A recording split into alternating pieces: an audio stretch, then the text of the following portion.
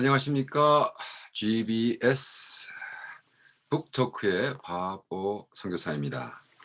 오늘은 아들아 다시는 평발을 내밀지 마라. 김훈 씨의 아들아 다시는 평발을 내밀지 마라라는 엔탈러지죠. 글의 모음 책인데 재미있는 책입니다. 먼저 기도할까요? 성령 하나님, 우리 김훈 씨의 책을 어, 정말 읽으며 또 나름대로 은혜 받으며 어떻게 우리가 그리스도인으로 살아야 될까 생각을 해봅니다. 정말 우리 당신의 이름이 진흙탕을 지나고 있습니다. 정말 개독교 하는 이 삶 속에서 오래전에 쓴 책이지만 우리에게 깨달음을 허락해 주시옵소서. 감사하며 예수님의 이름으로 기도합니다. 아멘. 우리가 신앙생활하면서 읽어야 될 책, 성경책, 할렐루야. 성경책 말고 또 읽어야 될 책들이 많죠. 문학책도 있고 주로 있는데 저는 솔직히 소설책은 많이 안 읽습니다. 그래도 김훈 씨가 쓴 소설책은 거의 다 읽으려고 그럽니다. 근데 이거는 2002년도 봄에 김훈 씨가 썼습니다. 생각의 나무라는 게 썼고, 이거는 사실 제가 사는 동네 세리토스 라이브러리에서 찾았는데요. 이런 책들은 사실 사서 보기 힘듭니다. 한국은 책이 나온 다음에 그냥 절판을 해버리니까 책방에도 없고 참 안타까운 현실인데, 다행히 미국에 있는 세리토스 라이브러리에서 김훈 씨의 책을 많이 저장해 놓았습니다. 그래서 이제 제가 하나씩 사서 빌려서 읽으면서 값도 안 치르고 좋습니다. 저는 아무래도 책을 읽고 좋은 책들은 더욱이 사랑하는 사람들 다 보내버리니까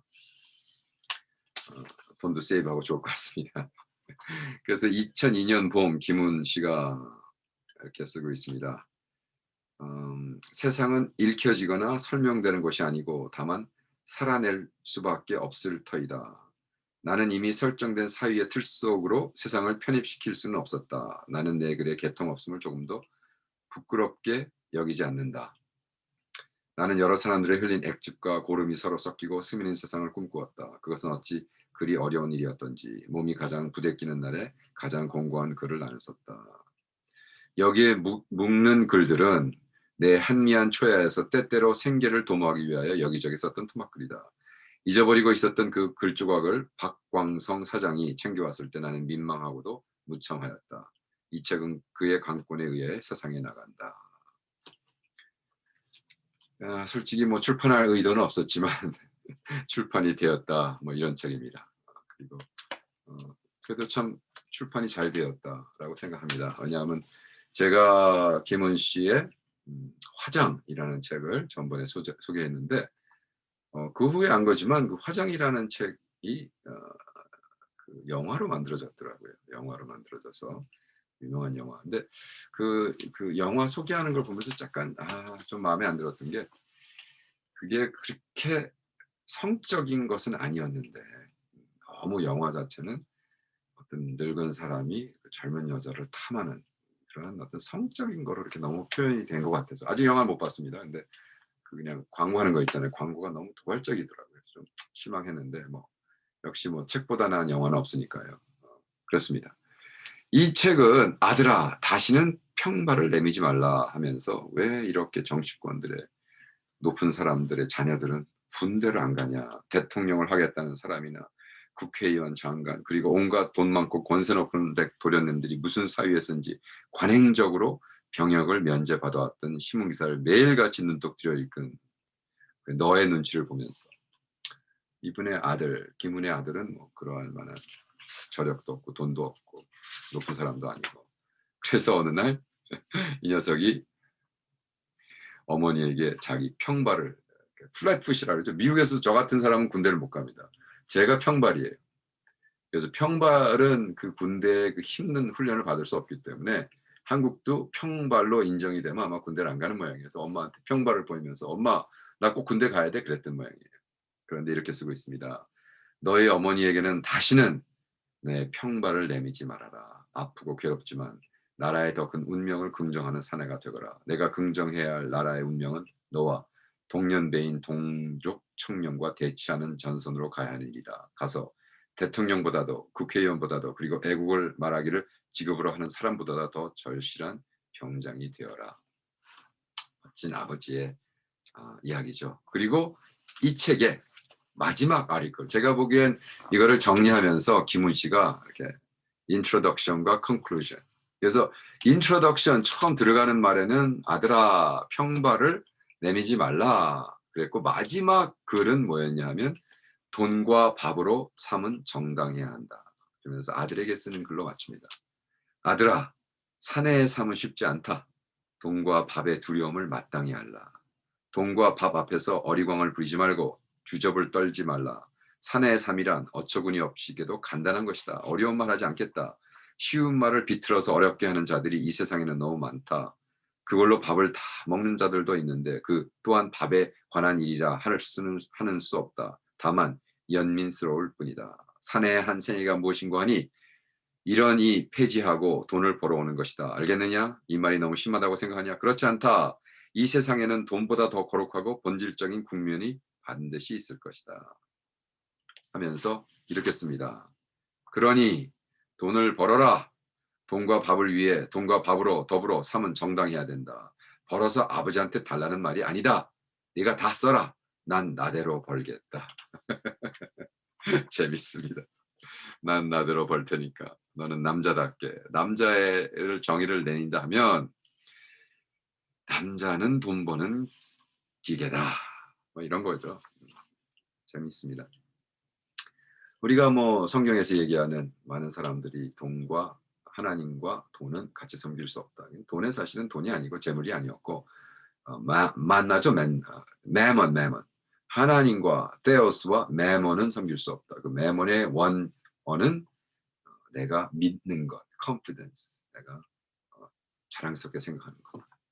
그런데 뭐 맥락이 통합니다. 돈이 될 수 있고, 돈 많은 친구들, 많이 쌓아놓은 친구들은 아유 뭐 하나님 필요 없다 그러잖아요. 그래서 부자와 그죠? 낙타가 군영에 들어가기 힘들다. 뭐 이런 말씀을 하시는데 구원받기 힘들다는 얘기죠. 그 아들아 그 평발을 내밀질 만한 그렇게 시작하는데 여기서 그 다음에 쓴 게 초콜릿과 미국 보초병들이 배고픈 아이들에게 초콜릿을 던졌을 때 자기가 1951년 1월 피난 열차는 화물간 지붕에서 피난민들 울타리였고 서울에서 부산까지 열흘이 걸렸고 그는 어린 나이에 그 피난민 그 기차를 타고 부산에 내려와서 부산에 있는 보초병들 미국 군인들이 던지는 초콜릿, 그래서 이 미국 군들에게 얻어먹은 초콜릿의 맛은 황홀한 감격이었다. 이 초콜릿 맛과 그 살포 방식이 주한미국에 대한 한국인의 근원 정서의 일부가 되어버린 듯하다. 주는 자의 오만함과 받는 자의 수치심이 겹치면서 주한미군의 폐악질은 50년 동안 거의 방치되어 왔다. 정치적으로 굉장히 까죠. 이분은 뭐 맞고 틀리나를 떠나서 어떤 그 발언을 가지고 확실하게 자기 입장을 밝힙니다. 맞느냐 틀리냐 문제가 아니라 이렇게 생각하는 사람이 있다는 거죠. 그죠? 우리는 그것의 문제죠. 지금 계속해서 얘기하지만 제가 발표했던 김영석 교수님의 병년을 살고 보니 우리 한국 사회의 가장 큰 평폐와 문제가 흑백 사이 절대주의, 지금 절대주의 흑백 논리를 절대주의자 하는 거죠. 그래서 양분화시켰다는 게 문제죠. 그 중에 이분이 그 그레이 에리아, 흑도 아니고 백도 아니고 중간에 들어가는 지점에서 쓰고 있습니다.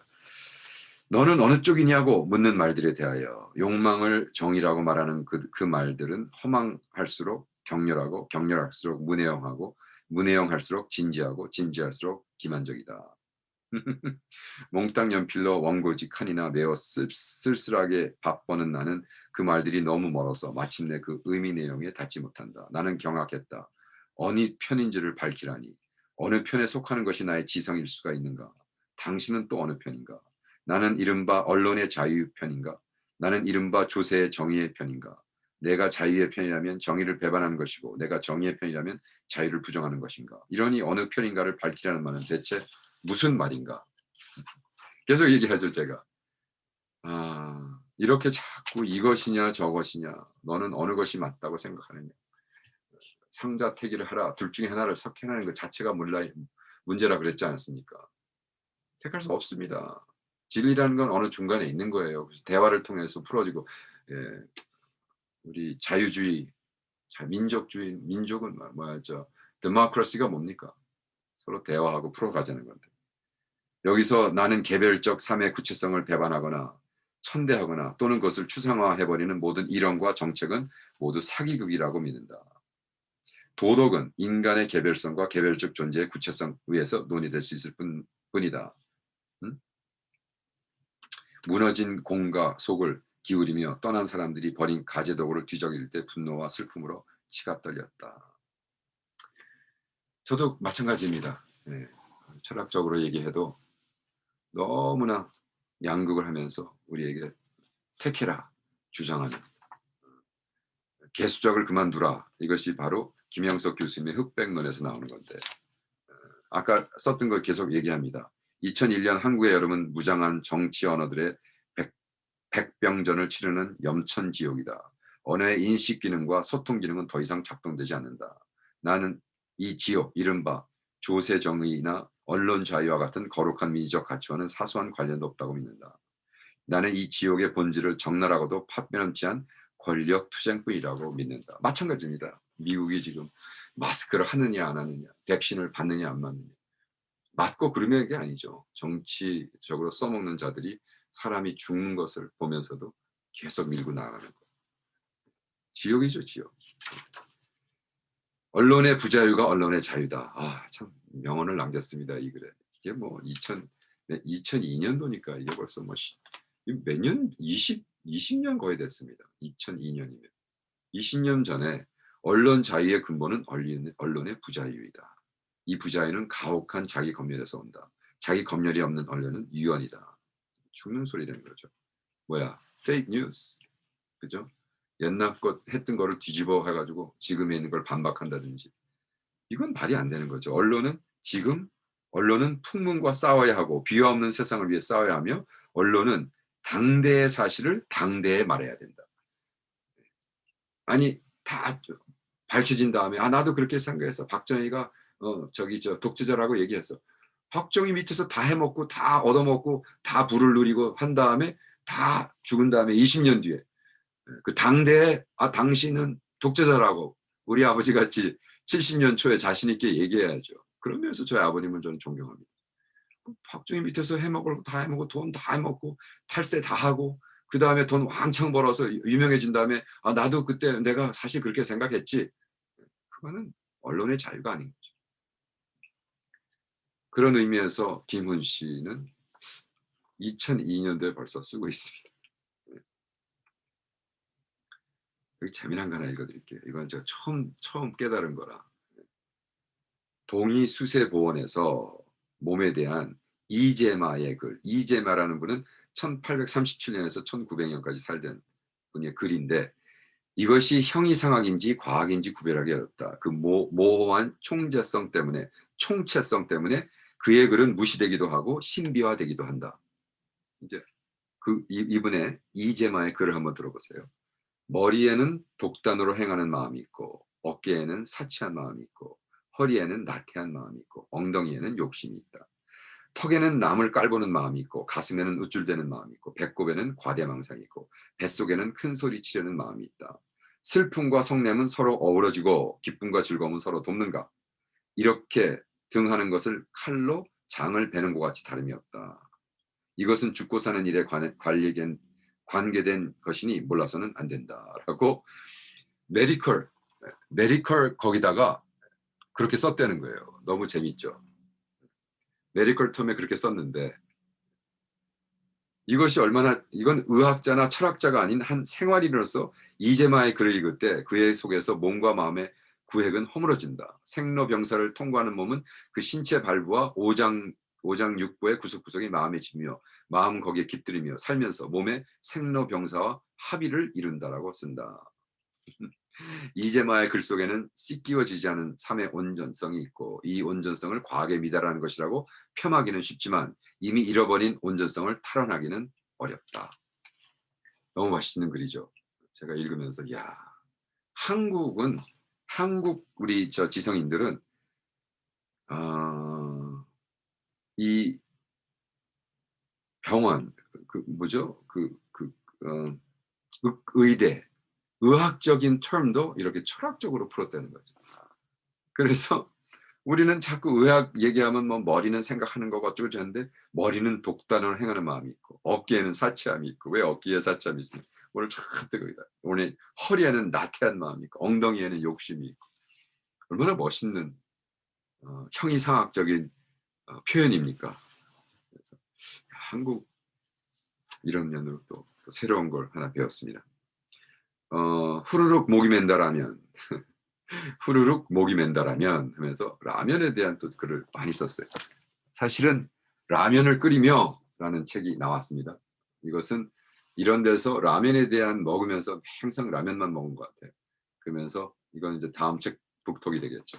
근데 라면을 끓이며 이제 쓴 에세이들은 또 따로 모았지만 벌써 라면에 대한 연구를 하기 시작한 거예요. 그래서 라면이 60년 초에 나왔고 모든 쌀값이 얼마나 사람이 굶어 죽는데 기아 퇴치, 전량 농가 근절, 국정 지표를 써붙인 현수막이 나오면서 라면이 나왔다는 거죠. 이 배고픈 시절에 나타난 라면의 맛은 경이로움, 행복을 싼 값으로 대량 공급했다. 그 맛의 놀라움은 장님의 눈뜬과도 같았고 빛의 발견과 맞먹을 만했다. 소설가 이문열은 그의 변경에서 60년대 초의 라면의 맛과 같은 다음과 같은 경의를 표하고 있다.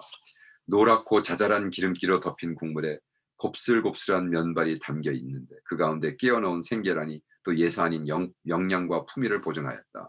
철은 갑작스럽게 살아나는 식욕으로 그러나 아주 공손하게 라면을 먹기 시작했다. 그때 주관적인 느낌으로는 세상에서 가장 귀하고 맛난 음식을 먹고 있는 듯 했다. 재밌죠. 요즘 라면 먹지 마. 몸에 안 좋아. 했다는 게 아니죠. 소설 속의 정황이긴 하지만 등장인물이 생애의 첫 라면을 공손하게 먹었다는 표현은 의미심장하다.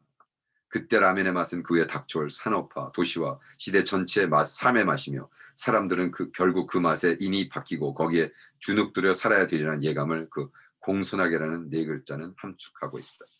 그렇죠? 가난한 자들의 음식이 되니까.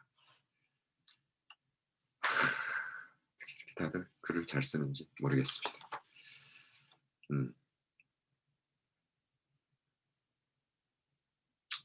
그리고 이 글에는 장구목이라는 쌀이제 마을 사람들에 대해서 소개를 합니다.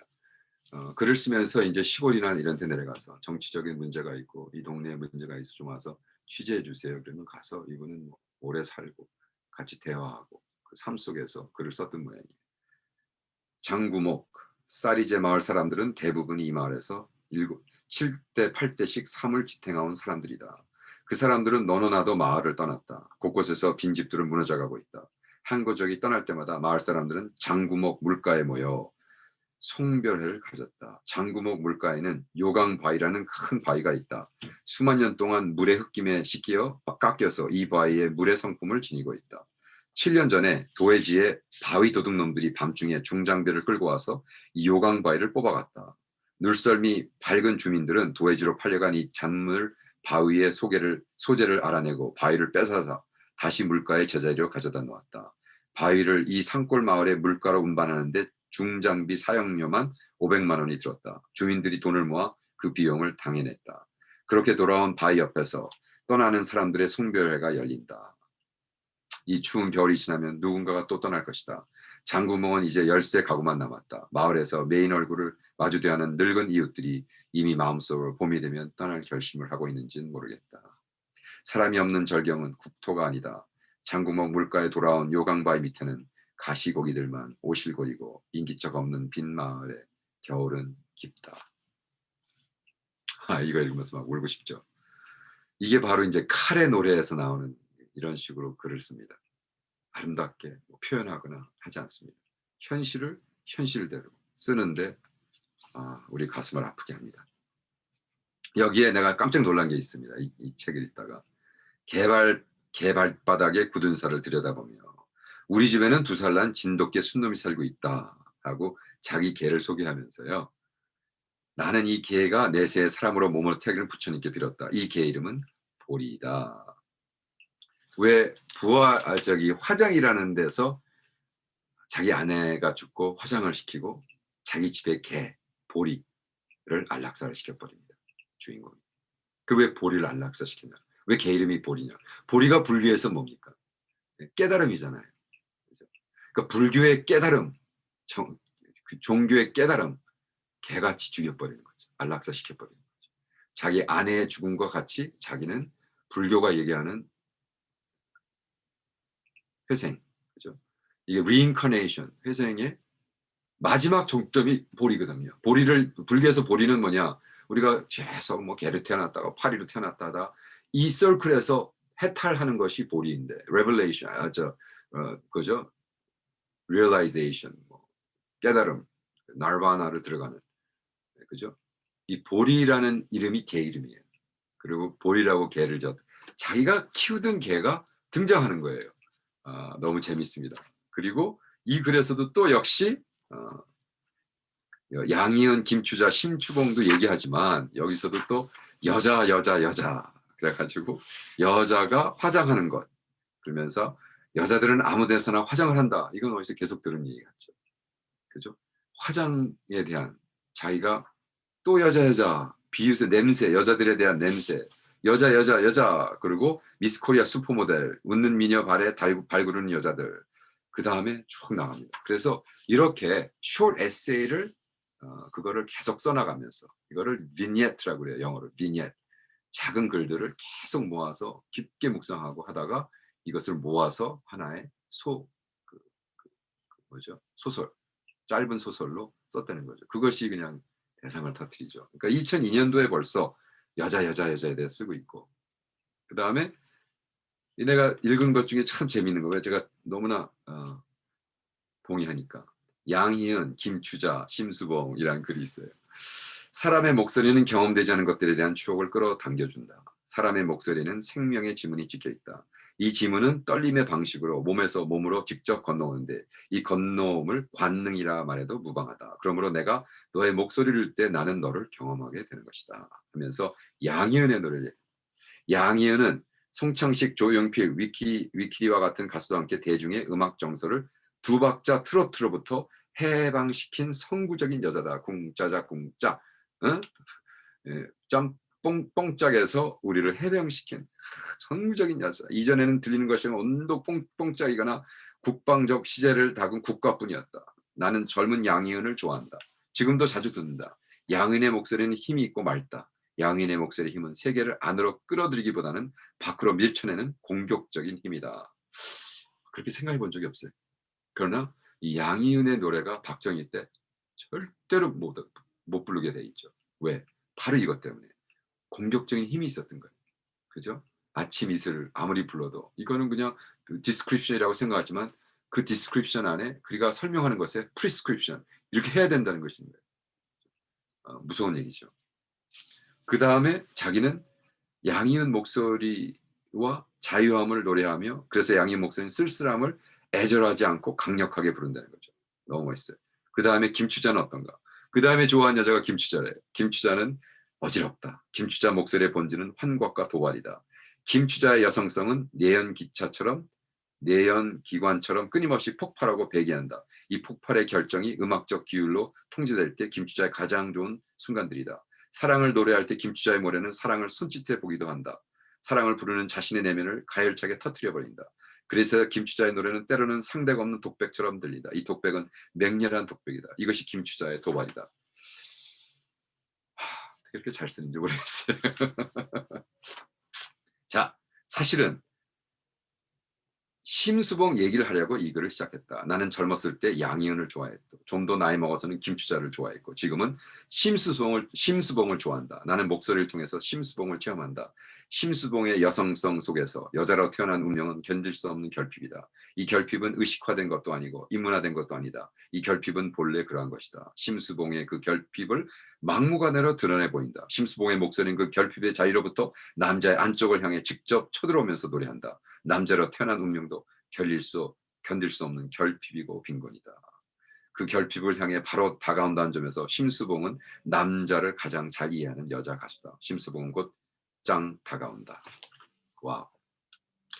심수봉 씨는 예수 잘 믿는 권사님이시죠. 그래서 심수봉 씨가 어디에 집이 있냐면 강남역에서 바로 옆에 그 리츠 카르튼이라는 호텔이 있어요.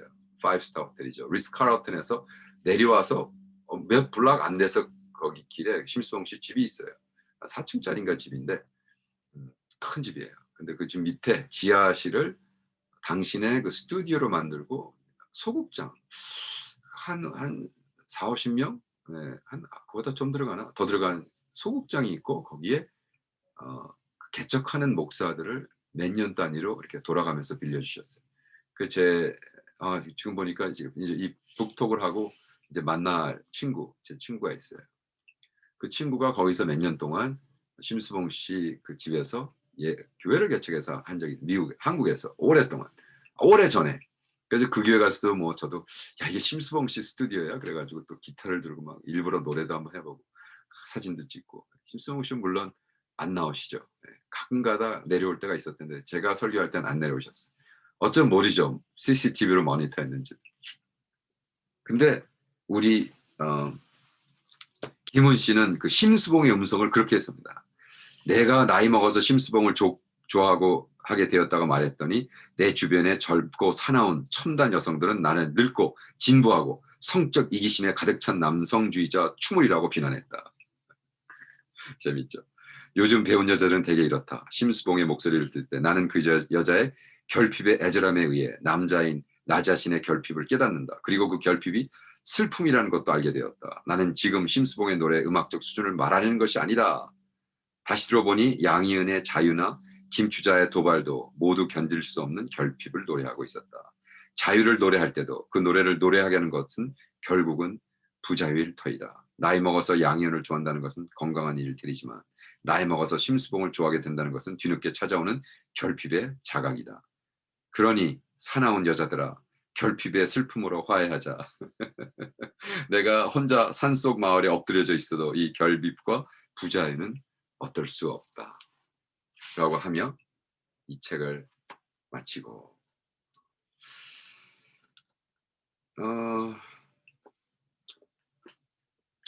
생각의 나무, 오히려 생각해야 하게 하는 책이죠.